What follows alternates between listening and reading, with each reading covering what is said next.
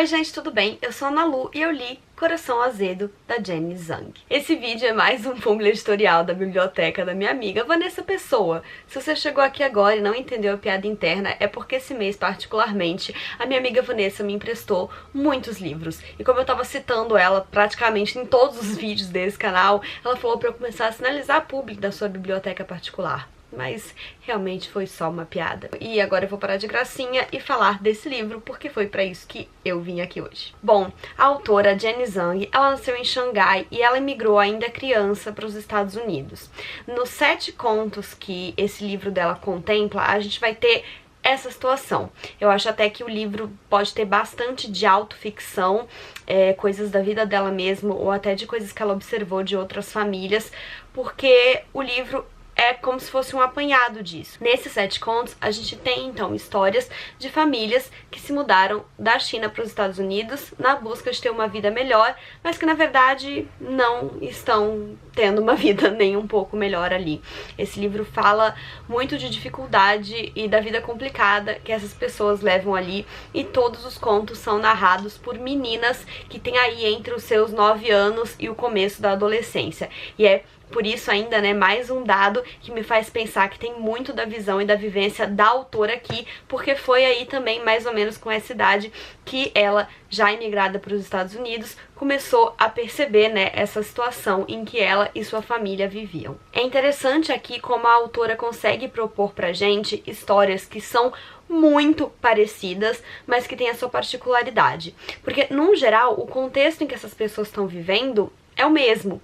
Elas passam pelas mesmas dificuldades, tem muitas questões que se repetem ao longo dos contos, e enquanto literatura isso fica um pouco cansativo, mas eu já vou falar sobre o que eu achei literariamente desse livro. Mas enfim, mesmo que com todas as repetições e com tudo de igual que essas famílias vivenciam, ela ainda consegue colocar certas particularidades.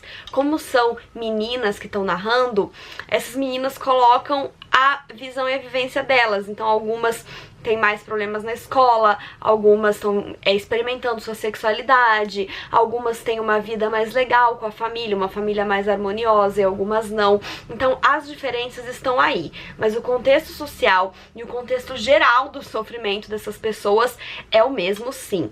Inclusive, com isso, essas pessoas acabam se cruzando de um conto a outro sem que isso pareça forçado, muito pelo contrário. Me parece muito plausível que pessoas que estão vivendo ali no mesmo gueto e passando pela mesma situação vão se esbarrar. Então, assim, tem momentos em que uma personagem de um conto aparece ali rapidamente no outro conto, coabitando no mesmo albergue que a personagem do conto atual, enfim. Então é de forma realmente bem sutil que essas cruzadas aí acontecem, mas eu achei muito interessante que a autora escolheu abordar isso dessa forma, para mostrar que essas pessoas se encontram uma hora ou outra ali nesse sofrimento.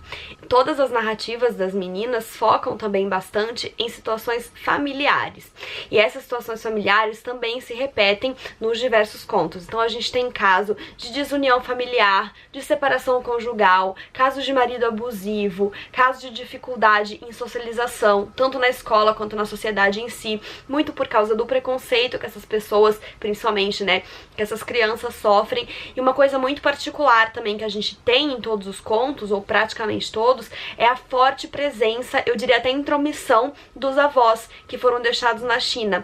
Então eu consegui enxergar esses avós como uma família também um pouco autoritária e abusiva, que quer se meter em tudo, que muitas vezes não concorda com a ida dos filhos para os Estados Unidos, tendo levado os netos na bagagem, e ficam sempre ali pressionando e dando pitaco, o que muitas vezes acaba culminando no retorno dessas crianças para morarem com os avós, enquanto os pais não conseguirem realmente, né, cavar ali uma vida melhor pra receber essas crianças em outro momento. Só que é aquela coisa, né, as crianças muitas vezes não querem ficar longe dos pais, então ser enviada pra China de volta também acaba sendo um sofrimento pra elas. Enquanto obra de literatura, eu acho que o livro é bastante linear, eu diria. Ele é um livro que ele não tem altos e baixos, e eu acho que isso foi proposital, porque o tom do livro, né, o tom que a autora dá ao longo do escrito e, enfim, a mensagem que a gente recebe enquanto lê essa mesmice de sofrimento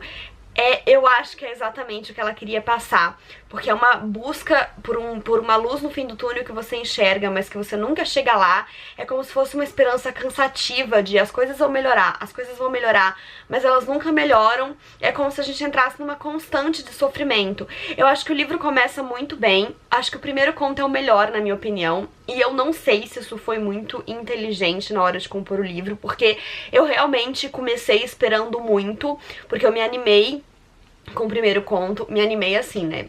Ele é muito pesado. Tem um momento do primeiro conto em que a menina conta que teve uma época da vida dela em que ela vomitava tudo que ela comia, e o pai dela comia o vômito dela, porque era impossível a ideia de desperdiçar alimento. Então, se ela tava vomitando aquilo, o pai dela comia. E, gente, né, ler um negócio desse, assim, logo no primeiro eu pensei, meu Deus, esse livro, né, vai ser muito pesado. E ele é pesado, e ele é cru, não me entendam mal, mas eu acho que ele começa assim com um peso muito forte, e aí depois quando ele chega aqui, ele fica assim, sabe? Ele fica numa mesma linha, mas, repito, é o que eu acho que a autora quis passar mesmo, então não encaro como uma falha, e sim como uma técnica, como uma escolha dela, mas que, enfim, pra mim, enquanto leitora, pelo menos, se tornou bastante cansativo. Não é um livro que eu acho que eu recomendo, assim, de olhos fechados. Foi um livro que eu gostei de ler, mas que não é uma coisa, assim, que vai ser memorável na minha vida de leitora. De qualquer forma, eu acho interessante que a autora esteja colocando luz numa vivência dela e de muitas outras pessoas, e que eu, pelo menos, não conhecia. Eu não sabia nada dessa questão da imigração chinesa em massa nos Estados Unidos, e eu acho sempre interessante quando a gente conhece, né, uma faceta nova do mundo aí. Eu sempre lembro da Chimamanda falando que a gente tem que fugir da história única. E eu acho que o maior ganho que a gente tem conhecendo essas histórias pode não ser enquanto obra literária mesmo, mas sim enquanto um pouco mais de conhecimento de mundo, que é sempre necessário. E então é isso, gente. Eu espero que vocês tenham gostado do vídeo. Não esqueçam de se inscrever no canal se ainda não forem inscritos, deixarem o joinha se curtiram, porque isso ajuda muito o canal a crescer.